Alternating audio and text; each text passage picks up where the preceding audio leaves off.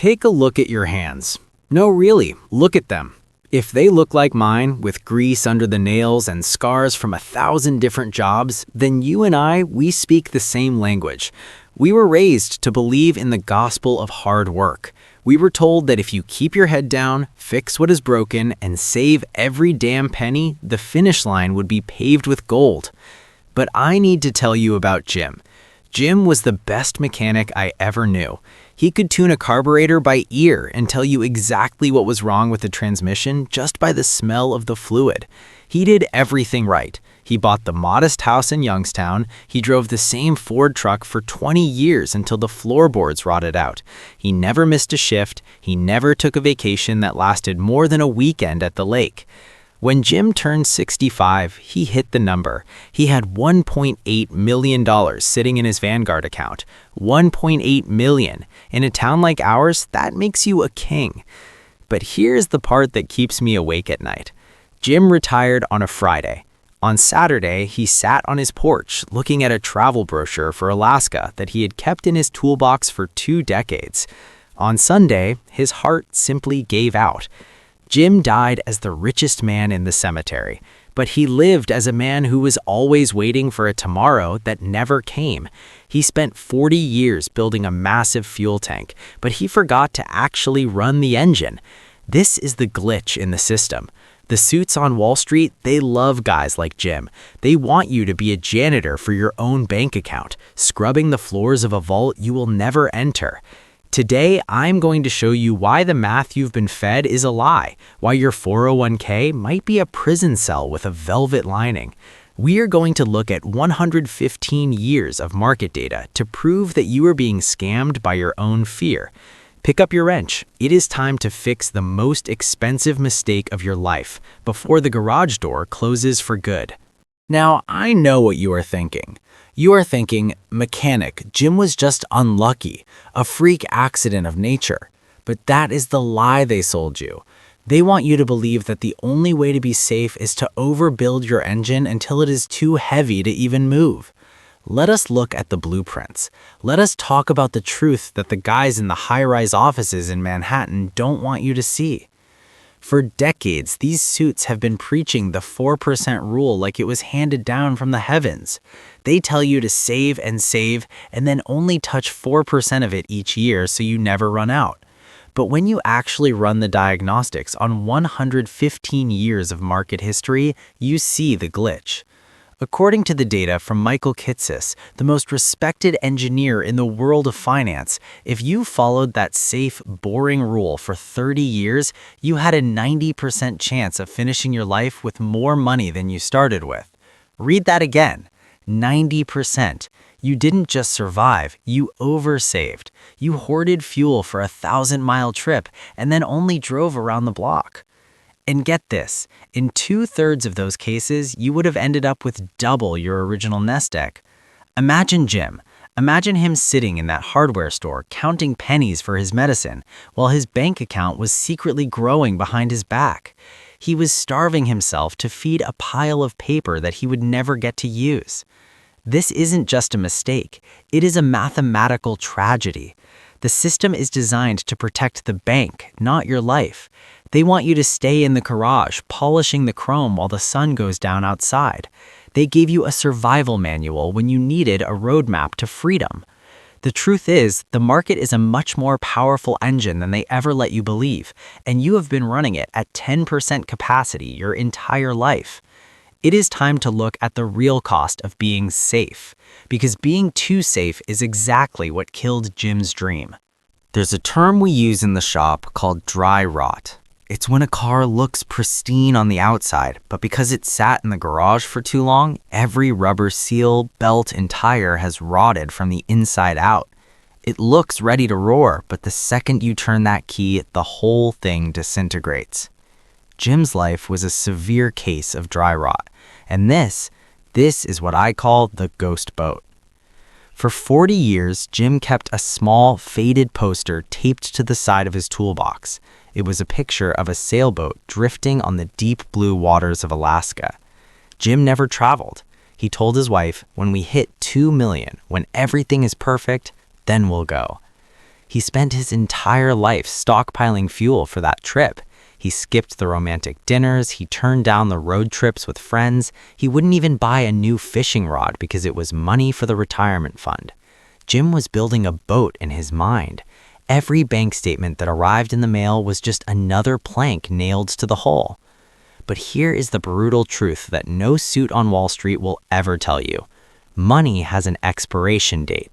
Not the numerical value, but your ability to enjoy it. $1 at 30 is worth $10 at 70. Why? Because at 30, your legs are strong, your heart is hungry, and your taste buds are sharp. At 70, even if you're sitting in first class, your menu is restricted to diet food, and your eyes are too dimmed to see the beauty of the sunset. Jim won the game of numbers, but he lost the game of time. His boat was finally finished the day he retired, but by then his body was broken. His spirit was too tired to remember how to lift the anchor. That boat never touched salt water. It just sat there in the garage of his mind, rotting away along with decades of useless sacrifice. Are you becoming Jim? You're looking at your bank account and smiling while the memories you should be making with your kids are vanishing.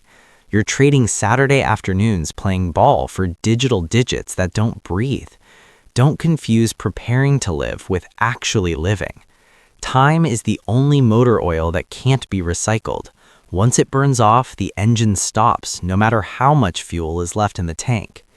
Don't let your life end with a beautiful ghost boat that never left the harbor. The greatest regret isn't dying with an empty pocket.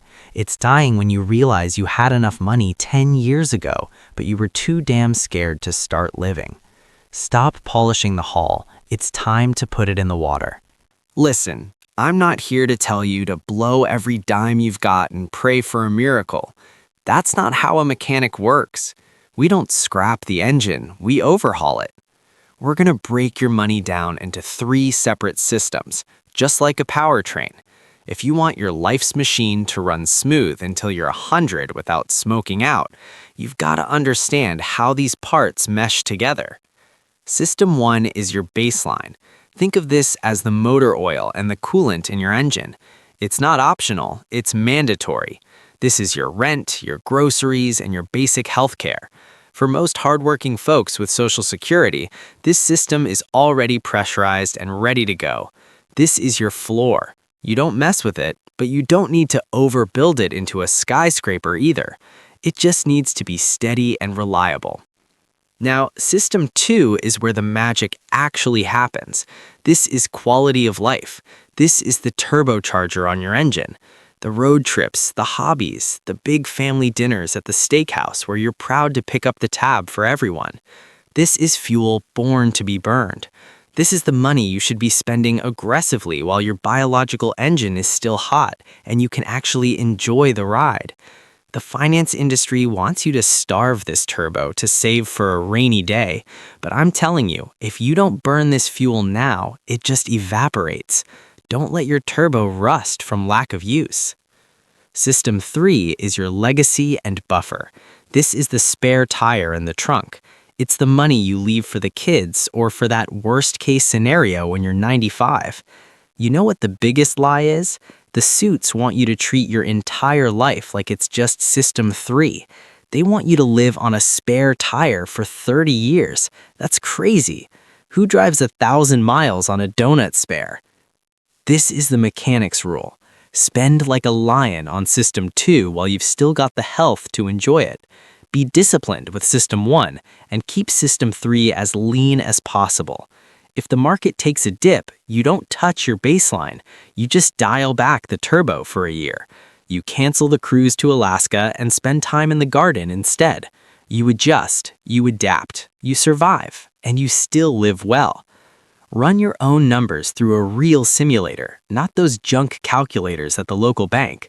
Understand that a 6% withdrawal rate isn't reckless. It's a calculated adjustment for a life worth living. Stop being the janitor for your bank account. Stop scrubbing the floors of a vault you'll never use. Start being the chief engineer of your remaining years. Grab that wrench. It's time to loosen the bolts that are locking down your joy.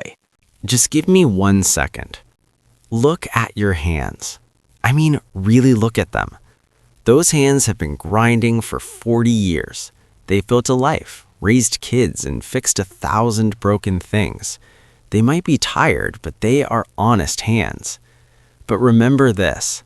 When the engine finally stops and that garage door shuts for the very last time, nobody is going to stand over your grave and read your bank balance out loud.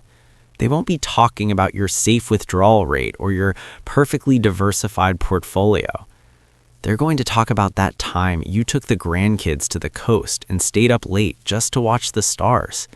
They'll talk about the way you laughed until it hurt in that dusty Texas steakhouse. They'll tell stories about the places you were once too scared to visit, but finally went anyway because you chose to be brave. You have a choice right now. You can choose to die with a perfect set of numbers on a cold piece of paper, or you can choose to die with a soul full of stories, the kind of things that live on long after you're gone. I know what this wealth mechanic is choosing. I'm choosing life. I'm not choosing a spreadsheet. What about you? Are you going to keep polishing a trophy that you can't take with you?